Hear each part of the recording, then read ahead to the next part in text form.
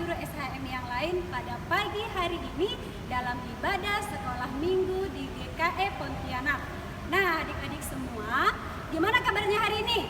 Wah, luar biasa. Kakak percaya adik-adik semua selalu dalam lindungan Tuhan. Untuk itu kita memuji Tuhan dari terbitnya matahari sampai terbenamnya. Tuhan selalu mengasihi kita semua.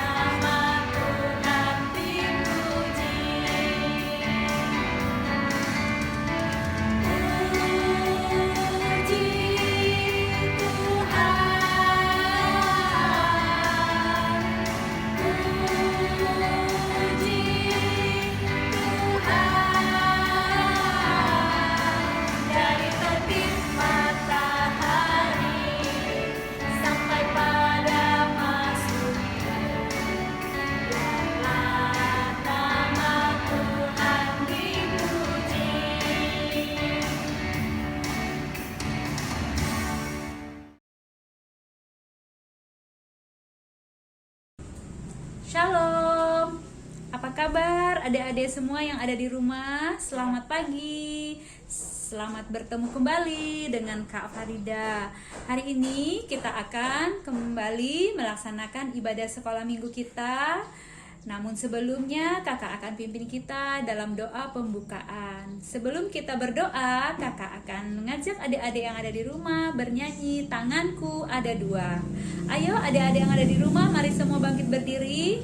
Ya, kita nyanyi lagu Tanganku Ada Dua. 1, 2, 3. Tanganku ada dua, 5 jarinya, kulipat sama-sama, lalu aku berdoa. Adik-adik yang ada di rumah, mari kita berdoa. Tundukkan kepala, tutup mata, mari kita berdoa. Selamat pagi Bapa, selamat pagi Yesus, selamat pagi Roh Kudus. Kami bersyukur pada pagi hari yang indah ini kami kembali boleh bersama-sama melaksanakan ibadah sekolah minggu kami. Berkatilah guru-guru sekolah minggu, anak-anak sekolah minggu yang ada di rumah masing-masing supaya boleh mengikuti ibadah sekolah minggu dengan baik. Bukakan pendengaran kami, hati kami, mata kami, agar kami boleh mendengarkan cerita tentang firman-Mu dan kami boleh menyimpan di dalam hati kami, serta kami boleh melakukannya di dalam kehidupan kami hari lepas hari. Terima kasih Bapa di sorga, ini semua kami lakukan untuk menyenangkan hati Tuhan. Hanya di dalam nama anak-Mu Yesus Kristus, Tuhan dan Juru Selamat kami berdoa. Amin.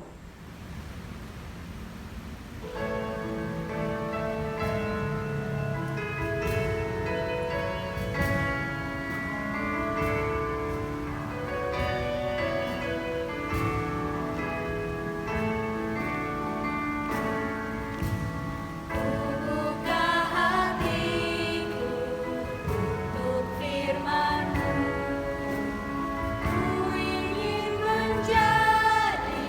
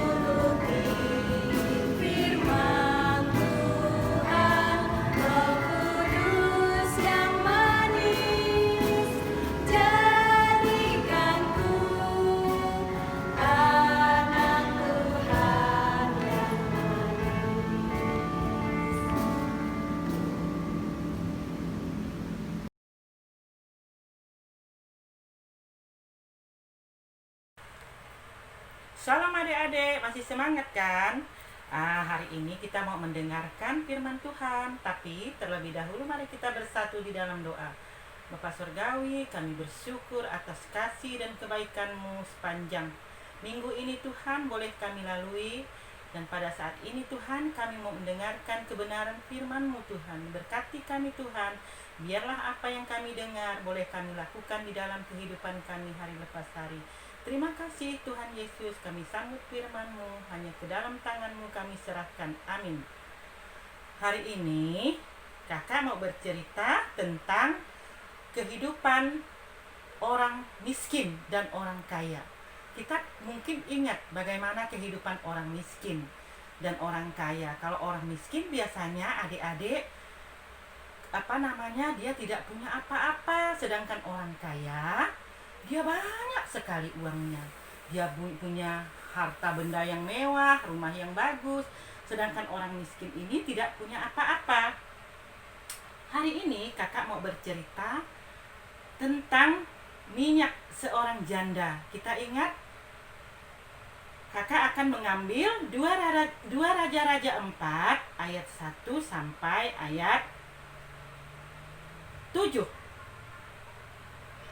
2 Raja-Raja 4 ayat 1 sampai 7, yaitu mengenai seorang janda. Anak-anak, zaman dahulu ada seorang janda yang hidupnya sangat miskin. Adik-adik, kehidupan janda itu sangat memprihatinkan. Waktu dulu waktu masih hidup, suaminya ini bekerja sebagai nabi Allah. Jadi dia setelah meninggal, dia banyak hutang. Dia tidak punya pengharapan apa-apa. Dia hanya yakin bahwa hanya Nabi Elisa yang mampu memberi dia bantuan.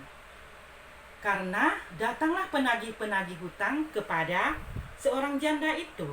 Apabila seorang janda ini tidak membayar hutangnya, maka kedua anaknya, adik-adik, akan dijadikan budak. Janda ini sangat sedih sekali adik-adik. Dia berdoa bagaimana caranya untuk membayar hutang-hutangnya ini. Sedangkan dia tidak punya apa-apa. Dia tidak punya uang, dia tidak punya emas, dia tidak punya rumah yang bagus. Maka dia pergi ke Nabi Elisa. Hanya Nabi Elisa saja yang sanggup menolong saya. Dia pergi. Pak, saya ini punya masalah, Pak. Kata Nabi Elisa, apa masalah ibu? Saya ini, Pak, punya hutang yang banyak. Apabila saya tidak membayar hutang ini, Pak, maka anak-anak saya mau dijadikan budak oleh orang yang menagih saya. Nabi Elisa berpikir sejenak. Saya juga sebenarnya tidak bisa, Bu, membantu ibu. Tapi saya mau tanya, ibu punya apa di rumah? Saya tidak punya apa-apa, Pak. Dia ingat. Tapi saya punya sebotol minyak zaitun, Pak. Oh, kata Nabi Elisa, kalau gitu kamu pinjam ya botol-botol kepada tetangga-tetanggamu. Kamu pulang ke rumah. Ya, sesudah kamu pulang ke rumah, kamu tutup pintu bersama anak-anakmu. Iya, pergi dia. Lalu anak-anaknya pergi adik-adik meminjam botol. Semua tetangga-tetangganya diambil, dipinjam botol. Kemudian ia masuk ke rumah dengan botol yang banyak. Kemudian ia mencurahkan minyaknya tadi adik-adik, dicurahkan lagi penuh, dicurahkan penuh. Sampai terakhir, mana lagi botolnya katanya. Oh, enggak ada lagi, Mah, katanya. Botolnya udah terisi semua. Dan herannya adik-adik, minyak tadi berhenti sendiri, tidak mengalir lagi. Kemudian dia pergi kepada Nabi Elisa, Pak, saya sudah botolnya sudah penuh semua dengan minyak, Pak. Maka kata Nabi Elisa, udah kalau gitu, Bu, ibu pergi jual ya, bayar hutang-hutang ibu. Selebihnya uangnya itu ibu pergunakan untuk kehidupan ibu sehari-hari, untuk membiayai anak-anak ibu. Iya, Pak, dijuallah minyak tadi adik-adik. Kemudian dibayar hutangnya. Dia terlepas dari jeratan hutang adik-adik. Kenapa? adik-adik dia terlepas dari jeratan hutang karena dia yakin pertolongan Tuhan tepat pada waktunya. Kita ingat juga peristiwa Yesus menolong pada peristiwa di kota Kana, yaitu dia mengubah air menjadi anggur. Jadi pada waktu itu adik-adik kita tahu di situ kehabisan anggur. Tapi adik-adik Tuhan Yesus sanggup menyelesaikan masalah itu. Jadi adik-adik, kalau kita punya masalah, selain kita berusaha, kita juga berdoa kepada Tuhan. Tuhan sanggup menolong kita adik-adik dari setiap permasalahan kita. Jangan lupa berdoa adik-adik. Doakan pekerjaan orang tua kita, doakan kita sendiri, doakan orang lain, agar kita adik-adik terhindar dari berbagai macam masalah. Hanya ini yang bisa kakak sampaikan. Adik-adik, jangan lupa lakukan setiap apa yang disampaikan firman ini dapat kalian lakukan dalam kehidupan kalian hari lepas hari. Dah, puji Tuhan, amin. Mari kita berdoa. Bapak Surgawi, kami telah mendengarkan kebenaran firman-Mu di hari ini. Berkati kami yang telah mendengarnya, Bapa. Jadikan kami menjadi terang dan garam-Mu, agar kami, Tuhan, boleh menjadi contoh dan teladan dimanapun kami berada, Tuhan. Dan Tuhan, kami hanya mengandalkan Tuhan dalam setiap masalah kami, dalam setiap persoalan kami. Apabila kami menghadapi masalah, Tuhan, biarlah Tuhan kami hanya berpengharapan saja kepada Tuhan. Terima kasih Tuhan Yesus, terima kasih.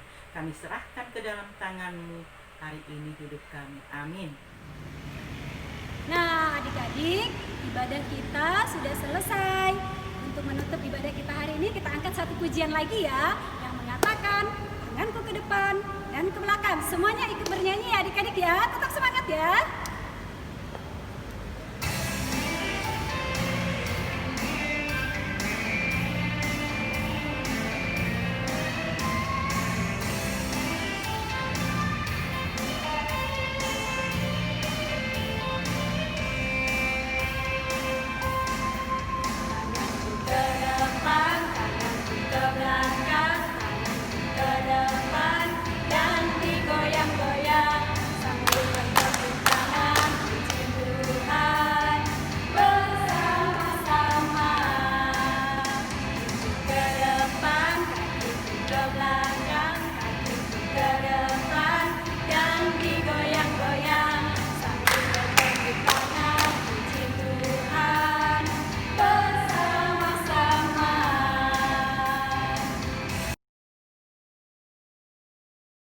Untuk mengakhiri ibadah, saya pimpin kita dalam doa. Mari kita berdoa.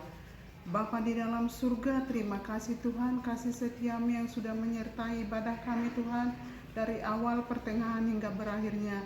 Dan apa yang menjadi puji-pujian kami Tuhan, kiranya menyenangkan hatimu, firman-Mu yang sudah kami dengar, kiranya menjadi pelita bagi kaki kami dan terang bagi jalan kami. Terima kasih Bapa Surgawi. Untuk aktivitas kami sepanjang minggu ke depan, kami serahkan di tangan pengasihan-Mu. Tuhanlah yang menyertai, melindungi, dan memberkati kami selalu. Jauhkan kami Tuhan dari segala virus yang ada di dunia ini. Dalam nama Yesus Kristus kami berdoa dan mengucap syukur. Haleluya, amin. Nah adik-adik semua, ibadah kita pada hari ini sudah selesai. Sampai jumpa minggu depan ya. Tuhan memberkati adik-adik semua dan kita semua.